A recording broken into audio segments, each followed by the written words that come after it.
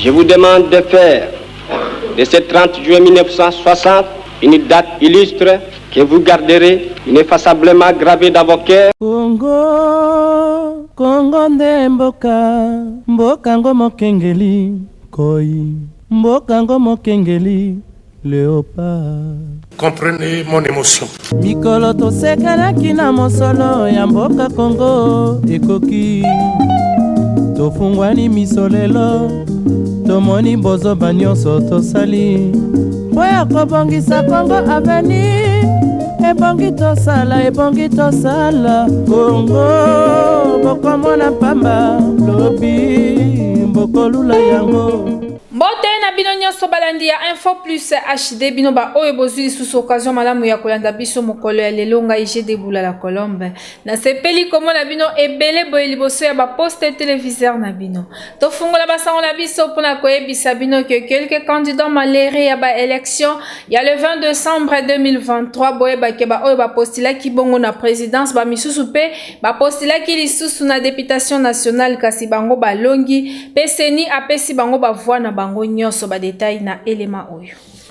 Ba candidat malheureux à élection présidentielle na République démocratique du Congo ya le 20 décembre dernier, ba oyo ba postila ki pe na députation nationale ba reçu quand même kozwa 4 sièges dans l'Assemblée nationale pour na mandat oyo eza en cours na 2028. Selon ba résultat provisoire oyo ezala ki publié na commission électorale nationale indépendante Seni na Bokuse, boye ba ke ezali bongo Constant Mutamba, azali Elina Lubao, Matata Mponyo na Kindu, Jean-Claude Baende na Mbandaka, pe Adolphe Muzitu na Kikwiti. Bangonde baza eli pe ba confirmer présence na bango na kati ya parlement. Kasi bo simba ke eza bongo na 477 candidats nde ba rapporter ba siège, pe bazo représenter 44 partis pe ba regroupement politique oyo e atteindre bongo seuil ya éligibilité. Pe bo simba lisusu ke na circonscription ya Yakoma na province ya Nord Kivu, pe na province ya Kwilu na Masimanimba,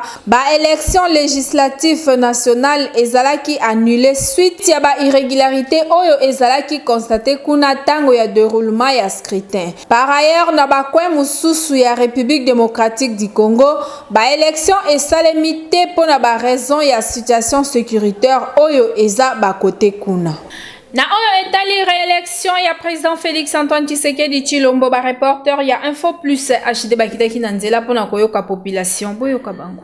Sepeli ne pas aza président oyo to voter ndenge chance esuri ke ye lisusu souci na biso eza kaka ke atala na social tozobeta penza sete makasi na social po biso pena ba mama to kokate surtout biso ba veuve oyo tozokoka te vie ya cher de lo boko ko sombe lo na 1000 francs bo kende kune komi 2000 mois bénéfice ni soto ezoko kende moyen to s'en sortir exact atale la biso vie sociale atale la biso banzela ndenge zo beba donc makamu pele zo simbate lokola to pesi sous deuxième chance na deuxième mandat en tout cas yepe akanisela biso asala biso pe malamu pe to ko sepela po biso pe to voter na motema moko nde souci na biso nde yango to so talela eka Fatia za mwana mboka.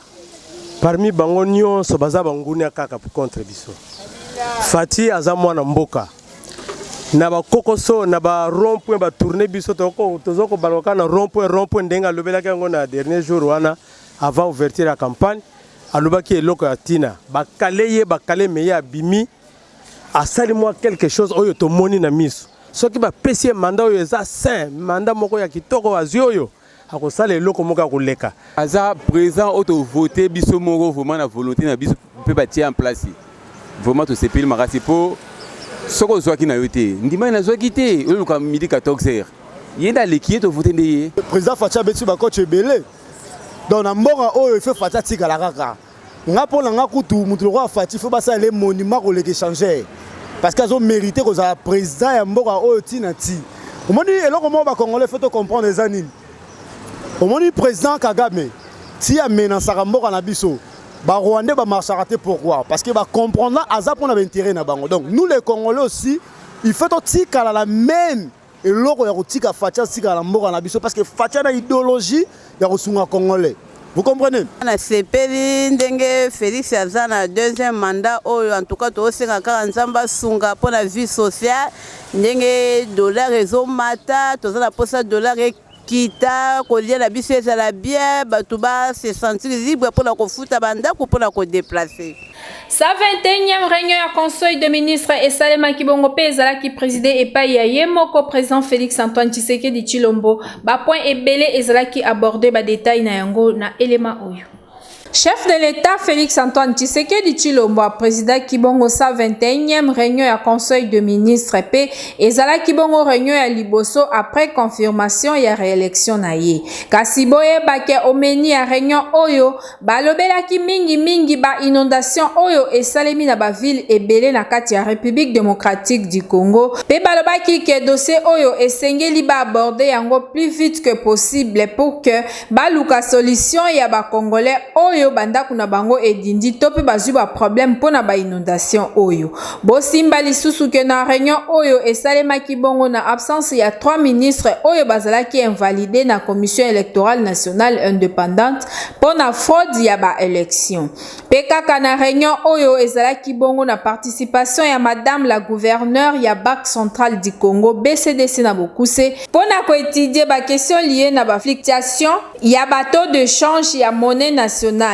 Wanande ezalaki ba sujet oyo ezalaki abordé na réunion ya conseil des ministres oyo. Tokoliki ke na mikolo ezali koya pona taux de change solution ekozwama pe ba sinistre ya inondation bakozula bango pe solution na gouvernement congolais. Info plus H2 Centre ezopesa ba formation ya kitoko yo mtolingo koma professionnel ya média ya kakozo ba formation kuna okozala jamais déçu. Info plus H2 Centre fongoli ba porte na yango pona yo mutu olingyo koma professionnel na média.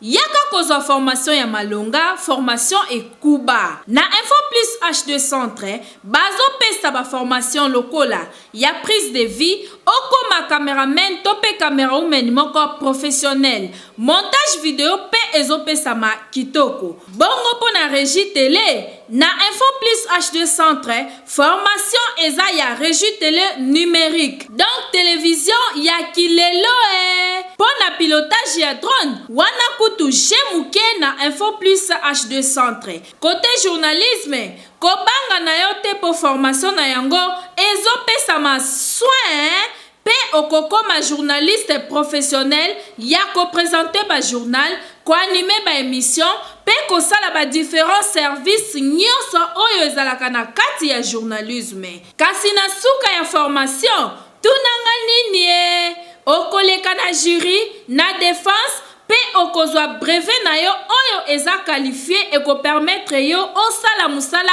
partout dans le monde. Ya malamu lisusu na Info plus H2 Centre eza que ba apprenant ba kendaka ko sala ba pratique na bango libanda ya ville province ya Kinshasa. Donc na ba province mususu pona ko découvrir lisusu makambo ebele. Kasi pona ko koma na Info plus H2 Centre eza nango simple. Ezomi juste sur l'avenue Kisangani numéro 38 na quartier Baoba na commune Yangaba. Référence maison communale Yangaba. Tope obengi bango na ba numéro oyo eza affiché na se ya télévision na yo. Yaka kozo formation na Info plus H2 Centre okozala jamais déçu. Bilengi ya formation ezande na Info plus H2 Centre. Info plus H2 Centre ezokomisa bato utile na société.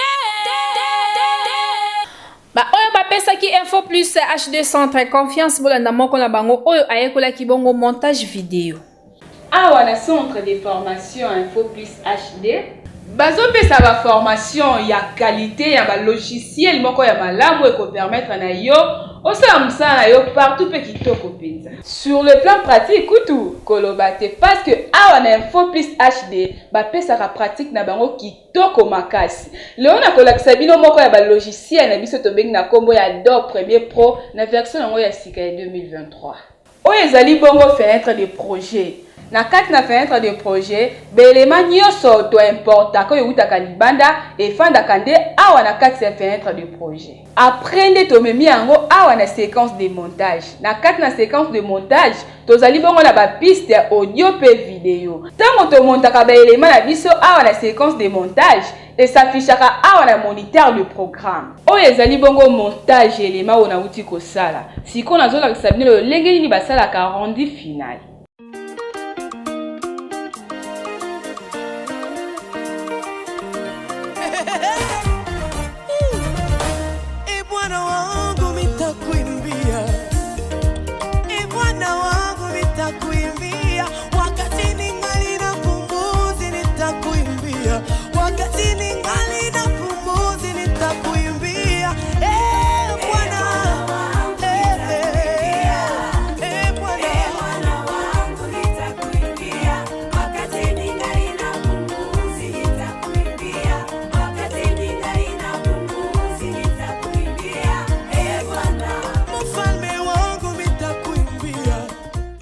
Ezali bongo rendu final yelimo na uti ko sala na bengi yo muto fanda na ndako anene loko osala te yaka posa lolenge nga na uti ko sala o bomoni eza muke o na yebi eza tellement ebeli alanga nzembo moko ayemba ke bandeko ya basi balingaka basi ya bandeko na bango ya mibali te pourquoi eyemba mabongo pe pourquoi eloba makabongo lombo ayemba ke bandeko ya basi la basi ya biso bandeko na biso ya basi balingaka basi bandeko mibali te balinga bango to pola nini po basi na biso basalaka ke net babungisa biso mémoire ya ko effacer biso na famille na biso yango bandeko na biso pe balingaka bango te mais ezala ba misusu bandoki alingi famille mobile ata mokete il faut akosa confusion famille wana bakabwana basi ebele basi bazani ndenge mibale olaninga bamususu lokola biso tolinga biso basharge wana na famille nanga na famille mobile na opesi mais bamisusu balingana basi na biso vraiment ezala pasi po balinga bandeko na biso puisque tokopanda te soki oyo aye ndeko aye na kati ya ndako na yambaka bango bien biso surtout biso mibali toyambaka bango bien mais oyo biso soki baye ekoma toujours mwa banungunungu mwa boye mwa ba haine mwa boye kota na kati nakopanda te soki bayaka bazala na ide ke no bandeko na ngai bayaka uniquement mpona kozwa mbongo nyonso oyo nga naza nango te eza mpona bongo te kasi mbongo dépense amona ke no soki papa na ye leki na ye mwa mbongo na tobombaki po tolela ayo apesa leki na ye donc moi mobulu vraiment moi aolinga te mobali asala dépense côté na bango mais soki mama na bango aosepela mama ye azozonga lukela ye tike tanto mpe yo opesaki ye mbongo ozwi budget nyonso opesi ye mais ye sikoyo akokipe budget na ye te akolinga kaka oyo ayoka mwa 500 etikalaki na surtout basi ya mbula oyo bana basi ya mbula oyo o bayeba mingi o balingi soki mobali abali ye bo azwi mobali akomi ndeko na ye akomi nani famille na ye alingi te ba famille ya mobali omona soki ba famille ya bandeko ya mobali baye avimbani ata eloko akolia ezalaki akopesa te mais soki ba famille na ye baye abimisi nyonso asali nini apesi bango basi wana basi ya lelo nde basi surtout bana Kinshasa bana Kinshasa baza mitema mabe baza esprit mabe il faut moi c'est azala accueillante na famille do yamba famille ya mobali na yo linga bango biso nyonso toyebi fruit oyo babengaka yango pastèque kasi bato ebele baliaka yango sans ke bayeba vertu na yango na kati ya nzoto ya moto Plamedi bwana alobeli vertu ya pastèque. Pastèque eza fruit moko ya vigne oyo ebotaka na mabele pe eza originaire ya Afrique australe toyeba ke eza fruit moko riche na ba vitamine ebele lokola vitamine A, vitamine C, fibre, glucides pe provitamine A. et contribuaka na santé ya misu pe ya loposo ya moto et diminuaka risque ya cancer et favorisaka santé cardiaque pe ediminaka risque ya ba maladie chronique lokola diabète ya type 2, hypertension et sungaka po na santé rénale et batelaka miso na ba trouble oyo ezalaka lié na âge. Pastèque eza pe riche na électrolytes lokola potassium oyo sungaka na ko maintenir équilibre hydrique ya nzoto. Et sungaka po na ko améliorer digestion pe ko batela loposo ya moto malamu. Na yango esengeli la moto kolia pastèque tango nyonso pona ko bénéficier na ba différentes vitamines na yango pe komi batela pe ko éviter ba risque ba maladie ebele. Na sport boyeba ke ba Léopard handball baza ko se préparer pour la 26e Coupe d'Afrique de Nations ya 2024 oyo Plamedi Kibwana apesi ba détail Bolanda. Ba Léopard handball ya République démocratique du Congo bazo sala ba préparation na bango pona ko participer na 26e édition ya Coupe d'Afrique de Nations CAN na Mokuse oyo ouverture na yango esalemaki samedi 13 janvier 2024 na Caire kuna na Égypte pe ba compétition ekobanda du 17 au 28 janvier 2024 na yango monsieur François Touzola na sélectionneur ya ba Léopard handball alobaki que ba signe eza positif pona équipe na ye oyo eza ko se préparer depuis quelques jours kuna na Égypte pe baza confiant na projet de jeu abakisaki lisusu que etikali kaka kosala to pe komata ba travail na bango pona kozala na efficacité ya makasi na ba phase défensif pe offensif nyonso wana pona kokoma na niveau ya makasi avant ba banda campagne africaine oyo na participation na bango ya suka na 2022 ba ambassadeur congolais basuka ka na quart de finale sima de fête na bango liboso ya ba aigle ya Carthage ya Tunisie kasi molongi ya tournoi oyo ako représenter Afrique akozala bongo qualifié pour na prochain Jeux olympiques pe Paris 2024 kasi pour na 26e édition ya CAN handball oyo ba Léopard ya République démocratique du Congo baza na groupe A pe bako affronter bongo Cap Vert, Zambie pe Rwanda. Info plus H2 Centre ezopesa ba formation ya kitoko yo mtolingo koma professionnel ya media ya kakozo ba formation kuna okozala jamais déçu. Info plus H2 Centre fongoli ba porte na yango pona yo mutu olingyo koma professionnel na media. Yaka kozo formation ya malonga, formation et kuba. Na Info plus H2 Centre, bazo pesa ba formation lokola, ya prise de vie, okoma cameraman tope camera woman moko professionnel. Montage vidéo pe ezo pesa ma kitoko. Bongo pona régie télé. Na Info plus H2 Centre, formation eza ya régie télé numérique. Donc télévision ya kilelo pona pilotage ya drone. Wana kutu jemuke na Info plus H2 Centre. Côté journalisme, kobanga na yo te po formation na yango ezo pesa ma soin pe okokoma journaliste professionnel ya ko présenter ba journal, ko animer ba émission pe ko sala ba différents services nyonso oyo ezalaka na kati ya journalisme. Kasi na suka ya formation tunanga nini okoleka na jury na défense pe okozwa brevet na yo oyo eza qualifié et ko permettre yo osala musala partout dans le monde. Ya malamu lisusu na Info plus H2 Centre eza que ba apprenant ba kendaka ko sala ba pratique na bango libanda ya ville province ya Kinshasa. Donc na ba province mususu pona ko découvrir lisusu makambo ebele. Kasi pona ko koma na Info plus H2 Centre eza nango simple. Ezwami juste sur l'avenue Kisangani numéro 38 na quartier Baoba na commune Yangaba. Référence maison communale Yangaba. Tope obengi bango na ba numéro oyo eza affiché na se ya télévision na yo. Yaka kozwa formation na Info plus H2 Centre okozala jamais déçu. Bilengi ya formation ezande na Info plus H2 Centre. Info plus H2 Centre ezokomisa bato utile na société. Oumela la maladie na yo osilaka yango solution tetika na ebisa que centre hospitalier Kafek ezobenga yo kuna bazo traiter kitoko surtout ceux qui ont empoisonné kuna bazo beta yango dada na ndenge ya kosakana te. Dans le centre hospitalier Kafek yango hôpital oyo na yebisaki yo Même ngai papa, même. Okusa solution za la kimia. Kisasa base la kate. Ata ba moni mutata malade. Nzambi kaka kwa lusolo. Vous allez poser tout le monde docteur. Ça la fiche à consultation. Problème, ça t'es pas passé. Hein? Superman, papa. Superman. Âge. Une année et demie. Une année et demie. Vous n'avez pas âge, n'a pas papa. Ça n'a pas âge. Ngana yebeli azala 48 et demi. Est-ce que vous avez température? Ah, c'est soit raté papa. Attention, précis douce.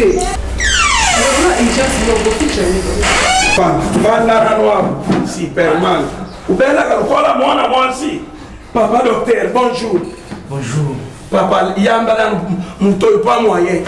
Docteur, ils ont eu comme un collègue, ils ont un avertissement. Ils ont eu quatre bien, ils ont quatre années, ils ont matin.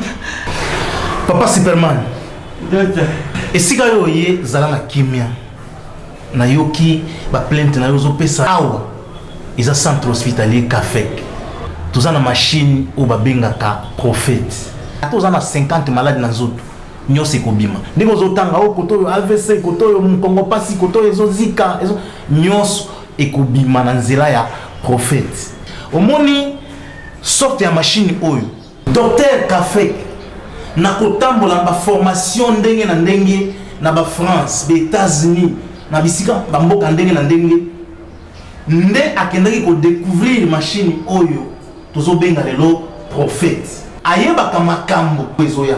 Soko kozwa maladie eboya après machine oyo ko détecter. Soki maladie oyo ewumbeli akoyebisa esali mbula boni mbula tel. Eza bato ebele oyo awa baya na centre hospitalier Kafek bakutana na ba spécialiste pour awa ezala mindele baya ko traiter awa. Tellement que machine wana mundele achie mayele na ye nyonso na kati na yango azoyeba azo détecter ba malade nyonso sans monter sa plainte. Otaka nzambe. Pe machine oyo et ça la coopération sans cicatrice. Mutazaki na hernie oye na centre hospitalier Kafek na hernie na yo et ça l'opération. Ezala o myome o basi bazo nyoko ma mususu bazo vanda na yango kambule belé bazo botate. Na centre hospitalier Kafek oye bakosa l'opération sans cicatrice. Telema sikoyo okota na machine. Ozota la sikoyo kuna na écran. Ndé ozobuni. Kuna nezo détecter genre luka ba malade nzoto mobimba. Ndenge oleki na consultation na machine oyo prophète. Déjà solution na yo osozwi yango lobiko na yo ezwami déjà. Ezala mutazana AVC, ezala mutazana poison, surtout poison. Ato tika na 2 minutes ya liwa. Yaka na centre hospitalier Kafek okozwa lobiko na yo. Awa machine eza ebele. Surtout machine oyo to bengi prophète papa ya on suka. Nazemi mubimba. Umoni meme ndreko na yo musuta zana kuna na province soki ya nini? Benga ya utinda ye na centre hospitalier Kafeke. Iza na veni Ngindu numéro 5. Quartier Yolo et Zo. Kaka na rond-point. Pour améliorer la langue française, na minoko ya bana biso esi bana album Les Fous du Français a toujours wana bolanda nzembo la mama ya kitoko.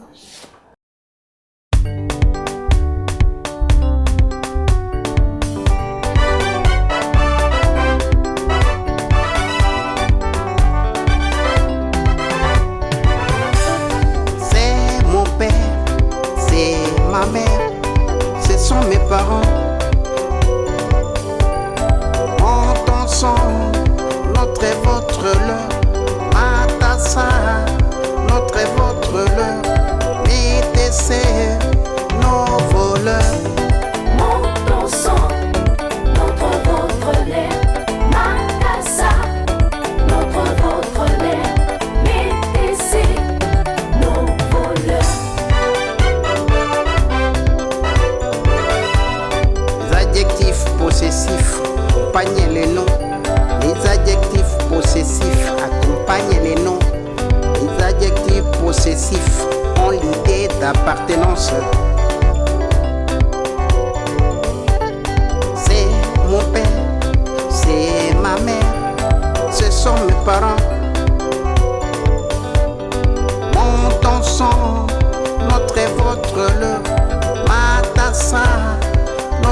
notre leurre, mes desserts, nos voleurs.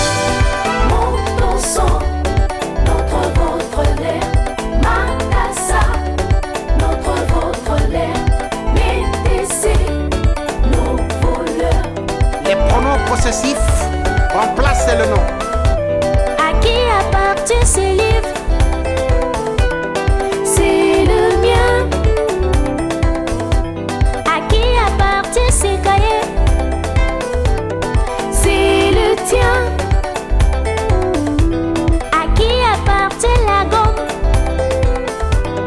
C'est la mienne. Le mien, le tien, le sien, le nôtre, le vôtre, le leur. Le mien, le tien, le sien, le nôtre, le vôtre, le leur. À qui appartient la robe? C'est la tienne. À qui appartient ces stylos? C'est le sien. À qui appartient la blouse? C'est la sienne. Le mien, le tien, le sien, le nôtre, le vôtre, le leur. La mienne, la tienne, la sienne, la nôtre, la vôtre, la leur. La mienne, la tienne, la sienne, la nôtre, la vôtre, la leur. À qui appartient la blouse? C'est la sienne. À qui appartient cette école? C'est la nôtre. À qui appartient la chanson? C'est la vôtre. À qui appartiennent ces objets? C'est le leur. La mienne, la tienne, la sienne, la nôtre, la vôtre, la leur. La mienne, la tienne, la sienne, la nôtre, la vôtre, la leur. Le mien, le tien, le sien, le nôtre, le vôtre, le leur. La mienne, la tienne, la sienne, la nôtre, la vôtre, la leur. La mienne, la tienne, la sienne, la nôtre, la vôtre, la leur. La mienne, la tienne, la sienne, la nôtre, la vôtre, la leur.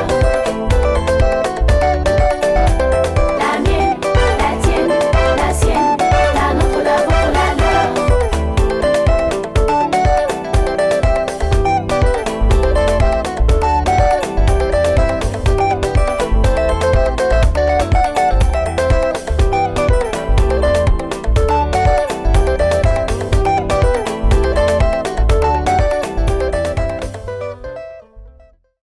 Invité du jour, il y a l'élo rédaction, il y a Info Plus HD proposé Bino Elema Oyo. Bandeko baboti, bandeko bana biso, mpe bandeko promoteur ba école. Boyebi français na mboka oyo, langue enseignement. Ye azali tilelo azali professeur, azo tangisa français na ba école. A constaté défaillance mingba ba faiblesse mingsa ba élève. Atangisi mbola ebele, mais niveau ya bana français za ko diminuer kaka. Eza ko kita be ko kita. Il y a une idée, il y a ko tangisa bana wana, ya ko pesa mateya na ye na ndenge mosusu. Omoni likanisi ya azui, ya wana vraiment faut te féliciter ye. Azui likanisi wana abi essayons de faire autrement. Bana balingi musique mingi, bana balinga musique mingi. Alors lui na le canal leisa bango na nope Mathéo na pesa bango na créer na classe bazo similaire pour niveau abane so kitabe ko kita na leisa bango siko na musique.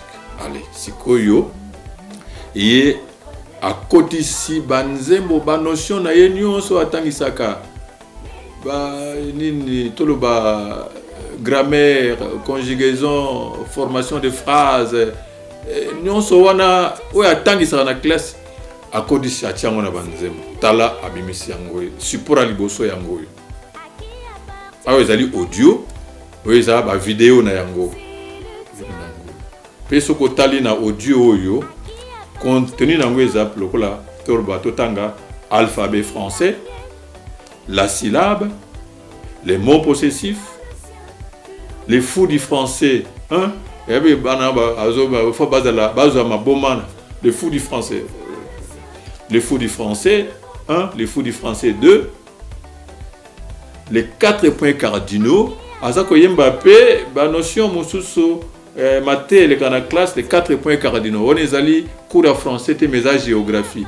Nous c'est ça kana kati.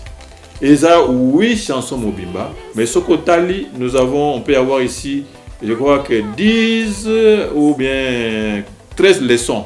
Et ça dans l'album français est la langue enseignement.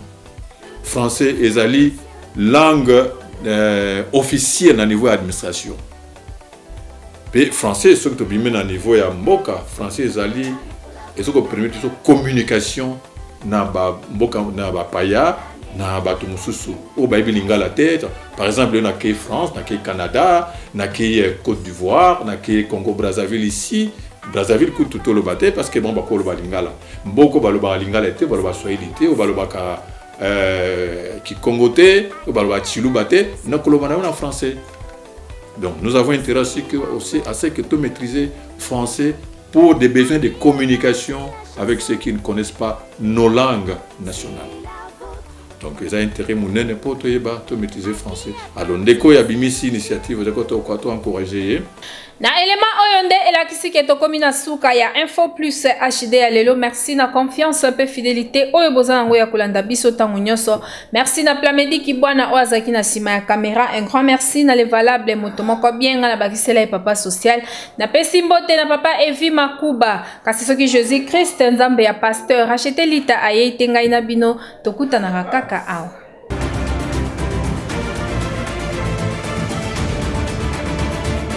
mikolo tosekelaki na mosolo ya mboka Kongo ekoki tofungwani miso lelo tomoni bozoba nyonso tosali po ya kobongisa Kongo aveni ebongi tosala Kongo bokomona pamba lobi mbokolula yango